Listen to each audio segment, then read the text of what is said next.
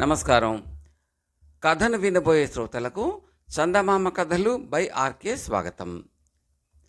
మీరు ఈ కథ నచ్చితే లైక్ చేయండి, షేర్ చేయండి, సబ్స్క్రైబ్ చేసి గంట సింబల్లోకి ఆల్ నొక్కడం కూడా మర్చిపోకండి. ఇలా చేయడం వల్ల నేను పెట్టబోయే తదుపరి వీడియోలన్నీ కూడా మీరు చూసి ఆనందించవచ్చు. ప్రస్తుతం చెప్పబోయే కథ పేరు వెంకటప్ప సంకటం. ఇది 1963 సంవత్సరంలో ప్రచురితమైన గుండు భీమన్న కథలు అనే వాటిలో 6వ కథ. వెంకటప్ప సంకటం.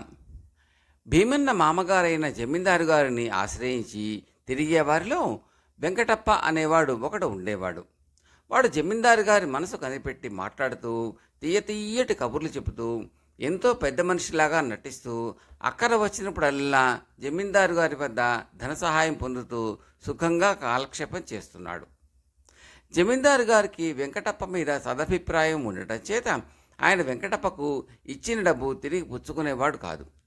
ఈ సంగతి తెలిసి వెంకటప్ప జమీందారు గారి వద్ద ధనం పుచ్చుకున్నప్పుడల్లా బాకీ చెల్లించడానికి ప్రయత్నించేవాడిలాగా ఆయన వద్ద నటించేవాడు.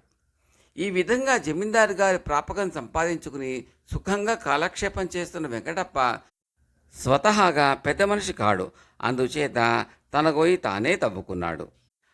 అతను ఊర్లో అనేక మందితో జమీందారు గారి అల్లుడు వట్టి వెర్రివెంగళప్ప, అటువంటి వాడికి కూతురుని ఇవ్వటంలో జమీందారు గారు చాలా తొందరపడి తెలివి తక్కువగా ప్రవర్తించాడు.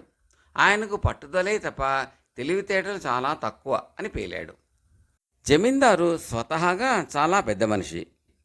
ఆయనంటే గౌరవం గలవాళ్ళు వెంకటప్పను చూసి అసహ్యపడేవాళ్ళు, వీడికి జమీందారు ప్రాపకం లభించిందే అని అసూయ పడేవాళ్ళు గ్రామంలో చాలామందే ఉన్నారు. వాళ్ళు జమీందారు గారితో వెంకటప్ప అనే మాటలు చెప్పేశారు. వెంకటప్ప అంటే మంచి అభిప్రాయం ఉండటం చేత జమీందారు గారు మొదట్లో ఈ మాటలు నమ్మలేకపోయాడు. కానీ ఒకరికి నలుగురు చెప్పాక జమీందారు గారికి వెంకటప్ప పెద్ద మనిషి కాడు అని రూఢిగా తెలిసిపోయింది. ఆయనది మంచి స్వభావమే గాని మహా పెళుసు, అది విరిగితే మరి అతకదు. అందుచేత ఆయనకు వెంకటప్ప మీద చెప్పరానంత కోపము, ద్వేషము కలిగాయి. ఈ ద్వేషాన్ని ఆయన తన మనసులోనే దాచుకున్నాడు. జమీందారు గారి మనసులో కలిగిన ఈ మార్పు గురించి వెంకటప్పకు ఏమాత్రమూ తెలియదు. ఆయన జమీందారు గారి నుంచి ఏదో ఒక సహాయం పొందగోరి ఒకనాడు జమీందారు గారి ఇంటికి వచ్చి నౌకరుతో తాను వచ్చానని జమీందారుతో చెప్పమని కబురు చేశాడు. నా కోసం వెంకటప్ప వచ్చాడా, తక్షణం వెళ్ళిపోమ్మను, ఎన్నడూ నా గడప తొక్కవద్దని చెప్పు అని జమీందారు గారు నిప్పులు కక్కాడు.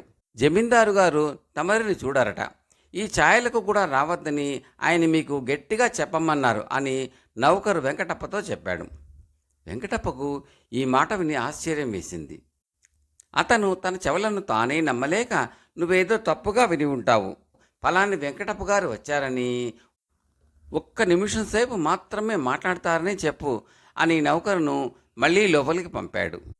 నీకు బుద్ధి లేదురా, ఆ వెంకటప్పను ఒక్క క్షణం పాటు కూడా చూడానని, నాకు వాడి ముఖం చూపించవద్దని గట్టిగా చెప్పు అని జమీందారు గారు నౌకరు మీద మండిపడ్డాడు. నౌకరు వచ్చి జమీందారు గారు అన్న మాటలు వెంకటప్పతో చెప్పాడు. తన మీద జమీందారు గారికి ఎందుకో కోపం వచ్చిందని, తన మీద ఎవరో చాడీలు చెప్పి ఉంటారని వెంకటప్పకు అర్థమైంది.